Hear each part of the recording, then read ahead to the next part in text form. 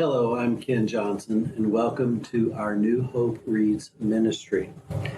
Members of our fellowship began reading the one-year Chronological Bible a few years ago, and we wanted to extend the invitation to you to read through the Bible with us as we consider God's Word on a daily basis. Our hope is that you will join us with these Bible readings each day, and that this will be a blessing for you. January 30. The Lord challenges Job. Job 38, 1 through 41. Then the Lord answered Job from the whirlwind. Who is this that questions my wisdom with such ignorant words? Brace yourself like a man, because I have some questions for you, and you must answer them. Where were you when I laid the foundations of the earth? Tell me if you know so much. Who determined its dimensions and stretched out the surveying line? What supports its foundations, and who laid its cornerstone? As the morning stars sang together and all the angels shouted for joy. Who kept the sea inside its boundaries as it burst from the womb, and as I clothed it with clouds and wrapped it in thick darkness? For I locked it behind barred gates, limiting its shores. I said, this far, and no farther will you come. Here your proud waves must stop. Have you ever commanded the morning to appear and caused the dawn to rise in the east? Have you made daylight spread to the ends of the earth to bring an end to the night's wickedness? As the light approaches, the earth takes shape like clay pressed beneath a seal. It is robed in brilliant colors. The light disturbs the wicked and stops the arm that is raised in violence. Have you explored the springs from which the seas come? Have you explored their depths? Do you know where the gates of death are located? Have you seen the gates of utter gloom? Do you realize the extent of the earth? Tell me about it if you know. Where does light come from, and where does darkness go? Can you take each to its home? Do you know how to get there? But of course you know all this, for you were born before it was all created, and you are so very experienced. Have you visited the storehouses of snow or seen the storehouses of hail?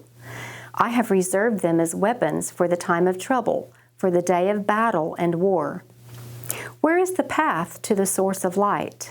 Where is the home of the east wind? Who created a channel for the torrents of rain? Who laid out the path for the lightning? Who makes the rain fall on barren land, in a desert where no one lives? Who sends rain to satisfy the parched ground and make the tender grass spring up? Does the rain have a father? Who gives birth to the dew? Who is the mother of the ice? Who gives birth to the frost from the heavens? For the water turns to ice as hard as rock, and the surface of the water freezes. Can you direct the movement of the stars, binding the cluster of the Pleiades, or loosen the cords of Orion? Can you direct the constellations through the seasons, or guide the bear with her cubs across the heavens? Do you know the laws of the universe? Can you use them to regulate the earth? Can you shout to the clouds and make it rain? Can you make lightning appear and cause it to strike as you direct? Who gives intuition to the heart and instinct to the mind? Who is wise enough to count all the clouds? Who can tilt the water jars of heaven when the parched ground is dry and the soil has hardened into clods? Can you stalk prey for a lioness and satisfy the young lion's appetites as they lie in their dens or crouch in the thicket? Who provides food for the ravens when their young cry out to God and wander about in hunger? The Lord's challenge continues. Job 39, 1:42. Do you know when the wild goats give birth? Have you watched as deer are born in the wild? Do you know how many months they carry their young? Are you aware of the time of their delivery? They crouch down to give birth to their young and deliver their offspring. Their young grow up in the open fields, then leave home and never return. Who gives the wild donkey its freedom? Who untied its ropes? I have placed it in the wilderness. Its home is the wasteland.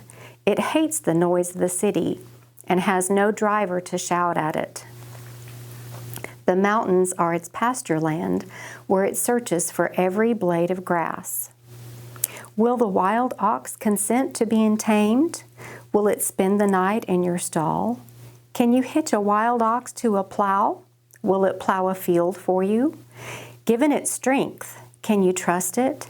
Can you leave and trust the ox to do your work?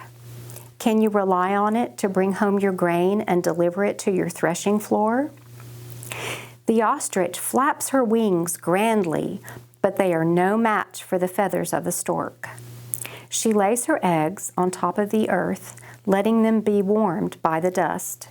She doesn't worry that a foot might crush them or a wild animal might destroy them. She is harsh toward her young, as if they were not her own. She doesn't care if they die, for God has deprived her of wisdom. He has given her no understanding.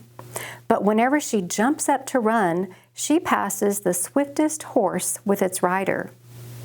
Have you given the horse its strength, or clothed its neck with a flowing mane? Did you give it the ability to leap like a locust? Its majestic snorting is terrifying. It paws the earth and rejoices in its strength when it charges out to battle. It laughs at fear and is unafraid. It does not run from the sword. The arrows rattle against it, and the spear and javelin flash. It paws the ground fiercely and rushes forward into battle when the ram's horn blows. It snorts at the sound of the horn. It senses the battle in the distance. It quivers at the captain's commands and the noise of battle. Is it your wisdom that makes the hawk soar and spread its wings toward the south? Is it at your command that the eagle rises to the heights to make its nest? It lives on the cliffs, making its home on a distant rocky crag. From there, it hunts its prey, keeping watch with piercing eyes. Its young gulp down blood. Where there's a carcass, there you'll find it. Then the Lord said to Job, "Do you still want to argue with the Almighty? You are God's critic, but do you have the answers?" Job responds to the Lord, Job 40, 3-5. Then Job replied to the Lord, "I am nothing. How could I ever find the answers? I will cover my mouth with my hand. I have said too much already. I have nothing more to say." Hi there, and welcome to New Hope Reads. I'm Mark Ruff, and we are delighted that you've joined us to share in the reading of God's Word. It's very important that we share this together and be in God's Word daily. And by the way, we'd like to invite you to join us here at New Hope Church of Christ anytime you get a chance. Sunday mornings, we have classes at 9:30. We have worship at 10:30, and you can join us live or online. Have a blessed day.